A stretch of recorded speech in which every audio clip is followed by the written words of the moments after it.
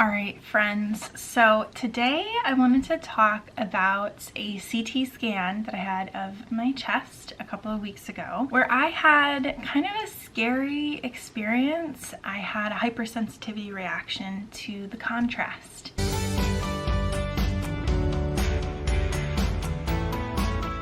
So I wanted to talk about that experience today, and these kind of medical tests from a patient's perspective videos I think can be helpful for people, like if they have to have a CT test done with contrast or they aren't sure if they've had a hypersensitivity reaction in the past. Maybe this will help someone. So I'm excited to get into it today. Let's do this. So the reason I had this CT scan was as a follow-up to a previous CT scan, actually. So about 4 years ago now, I had a CT scan done on my chest, and my PCP at that time was like, it was normal. And then my current PCP took a look at that CT scan for some kind of unrelated reason. And she was like, has nobody talked to you about this scan? This is kind of scary. And I was like, oh my God. So she said, I'm gonna go talk to some of my colleagues in pulmonology. I'll get back to you, but I think I want you to see a pulmonologist. And so she checked with her colleagues and they were like, yes, absolutely, she needs to see a pulmonologist. And so I actually had 2 CT scans, and this might have contributed to my hypersensitivity reaction, I'm not sure, in a short amount of time. So in January of this year, I had shingles, and we didn't know it was shingles at the time. So I went to the emergency room. My PCP was worried about kidney stones or pancreatitis. She wanted me to have a CAT scan. So I went in and I had a CAT scan with contrast. That's what's so interesting is I had this CAT scan with contrast, and then like 2 weeks later I had another one, and that was the only one that I reacted to. So I'm going to talk also about what was different in them and what I think might have sparked the hypersensitivity reaction, or it could have just been that I had 2 really close together and my body was like not handling it well. I don't know. So what happened with the first one was they did it with contrast. I felt basically fine. I didn't have any reaction that I know of. It does, when you have a CT scan with contrast, you do feel like you're peeing. It is this crazy experience when they put the contrast in. You literally will be there and it feels like you're peeing yourself. So that's a really insane experience. But anyway, so they did my abdomen, pelvic area and lower lungs for that CT scan because they were looking for, I was having abdominal pain, really bad burning abdominal pain and lower back pain. So that was the area that they did that CAT scan with. On that CAT scan, they saw some of the same things in the lower lungs that they saw in the CAT scan several years ago. Anyway, I still had to see a pulmonologist at that point. And so I got a pulmonology appointment and I had to have a CT scan before that. And unfortunately, I couldn't just have a little bit more of my chest done while I was in the ER, so that I wouldn't have had 2 back to back. Very unfortunate. So then like 2 weeks later, I had to go back in and have another CAT scan. So this one was outside the emergency room. And it was really interesting because they actually took some blood right before they did it.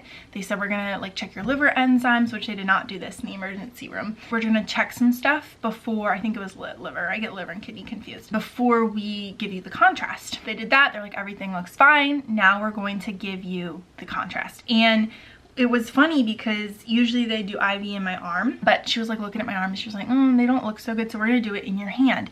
I still have a mark. You see that mark right there? That is from the IV that they put in for the contrast. So I was like, all right, that's kind of weird, but whatever. So they put it in my hand. This is what was different, and I don't know if this made a difference, but she had me put my hand, there was like a little thing to grab onto. She had me elevate my hand while they put the contrast in, which had not happened the time before that. I think my arm had just been by my side when they put the contrast in. And she was like, how are you feeling? I was like, fine. And then she like looked at my arm and she was like, does your arm normally look like that? And I looked over and my arm was splotchy. It was like white in some places and bright red splotches around that in other places, like all the way down this arm here. And I was like, no, that's not normal. I think the thing about my medical trauma is that I stay incredibly calm during situations, and then afterward looking back, you're like, oh, that was actually really scary. Like, we didn't know what was going on. We didn't know if it was gonna get worse. Like, this has never happened before. Very scary situation. So anyway, we're like looking at my arm and she was like, well, let's get the CT scan done and then see how you feel. So they did the scan. It lasted probably 3 to 5 minutes. It didn't last crazy long. So she basically was like, well, how are you feeling? I was like, I think I'm feeling fine other than that weird skin reaction. And she was like, okay, well, you're free to go. And I was like, okay. And so then I left. But the other weird symptom I had after well, two weird symptoms I had after I left. One, my Raynaud's was insane. So I will put in pictures because I was taking pictures of my fingers. Like you can see my hands right here. They're all generally about the same color right now. My fingers right here, all of this looks the same color, right? Right after I had the CT scan done, my fingers were white, like just on both hands, white. And I was like, that is the worst color change I've ever seen with my Raynaud's. And it lasted for a while. And so that was honestly kind of concerning. I was trying to drink a lot of water after because you're supposed to, that's like how you flush the contrast out, is by drinking water. But it was like a really weird reaction. So that was the reaction I had right after the skin splotchiness. Then later when I got home, and since then, this hand here has been itchy around where I had the IV. Now, this one here was not itchy. So I do have an adhesive allergy. And so if it was just the adhesive, the IV that I had for the ER contrast would have been the same amount of itchy as my hand. But my hand will just randomly start to, I'll be like, oh, without even thinking about it, I'll just start scratching. And then I'll look down and it'll be like all red and irritated. And I'm like, ooh, shouldn't do that. And then I'll try to stop.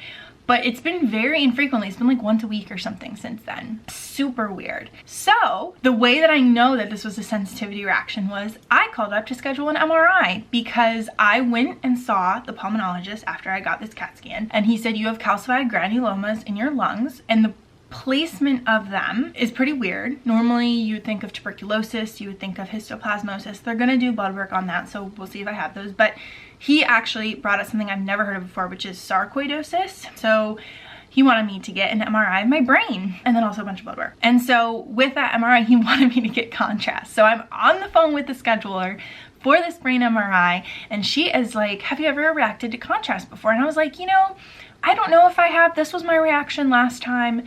Would you call that a reaction? I don't know. And she was like, yeah, I think that's a reaction. You should talk to your pulmonologist or your doctor because he might need to give you something with the contrast for this brain MRI so you don't react to it. And I was like, ooh, okay. Didn't know that. Had never heard of that before. Called up my doctor's office. Actually, I lied. I messaged my doctor's office. And today I got a call from my pulmonologist. How often is it that you get a direct call from your doctor? Very infrequently. So he was so sweet and he was like, I saw your message. Tell me about this reaction. I explained what had happened. He said, yes, this sounds like a hypersensitivity reaction to the contrast. I'm going to put this in your chart. However, the good thing is that the MRI contrast is different than the CAT scan contrast. Didn't know that. Very exciting, I guess. So that hopefully I will not react to this contrast. Kind of crazy. So that was my kind of experience as a patient doing a chest CT. The results obviously are kind of concerning, and talking with the pulmonologist and my symptoms is what really, I think, pushed him towards sarcoidosis and where the calcified granulomas were in my lungs. Again, it is insane to me that my PCP at the time did not bring this up, and like we didn't look into this for like 4 years. So I'm really hoping, and I will keep you all updated, that one, my brain MRI goes well. Fingers crossed that I don't react to this contrast for MRIs, but that also we get some answers, like what caused the calcified granulomas in my lungs. That's not normal. That's weird. He basically described them as like little stones that your body creates, I think, kind of with scar tissue to enclose the infection, and then you basically just have these, I guess, for the rest of your life. I thought that it was going to be having been caused by, I had atypical pneumonia when I was a kid, and I thought that he was just going to be like, oh yeah, that explains it, moving on. He said, nope, can't be from that. And so I'm hoping that this blood work as well gives us more information. I was supposed to have blood work tomorrow, but we had a massive snowstorm, and I was supposed to go to Johns Hopkins yesterday for an appointment, and that got rescheduled to tomorrow. So then I had to reschedule my blood work for tomorrow to Friday, but then a tree fell on my dad's house. That's a whole story time for another video.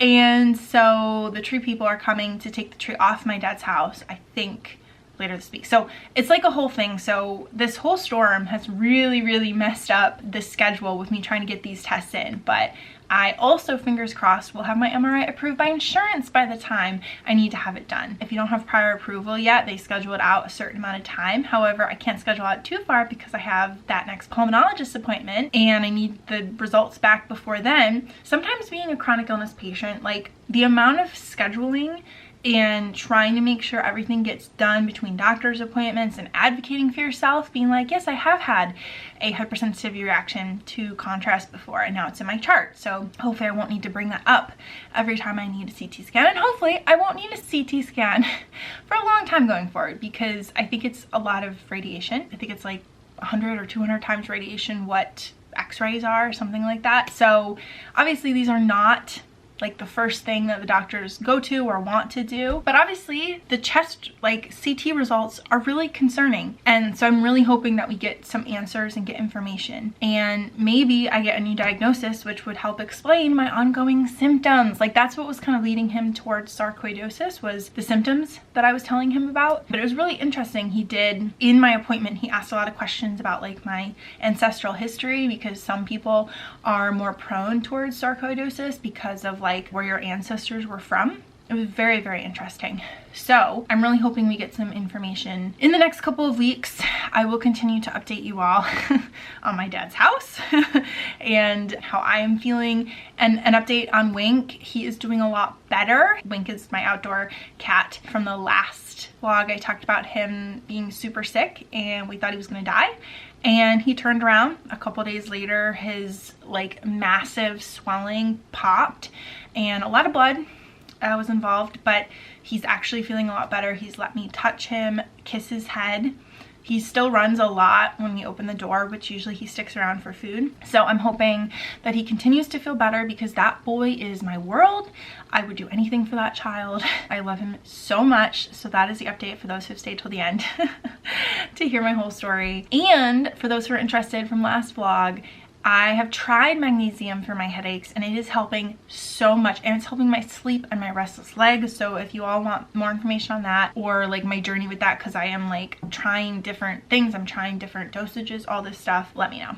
But I doubt a lot of people watch till the end. So if you're one of the ones that watch to the end and you do want to hear about that, definitely let me know. So thank you for listening to my story and for being along with me on this journey. And hopefully if you have to have a CT scan, now you know a little bit about the experience. It is so much faster than MRIs. MRIs take freaking forever. So this brain MRI is going to be rough because they take like usually around 20 minutes and they're very loud, and CT scans are super fast and not loud, at least the ones that I've had. So hopefully this brain MRI goes well. So I'll keep you all updated, my friends. Thank you for being here. I love you all so much. This community like keeps me going and I appreciate you so much. And I will talk to you all soon, my friends. Bye.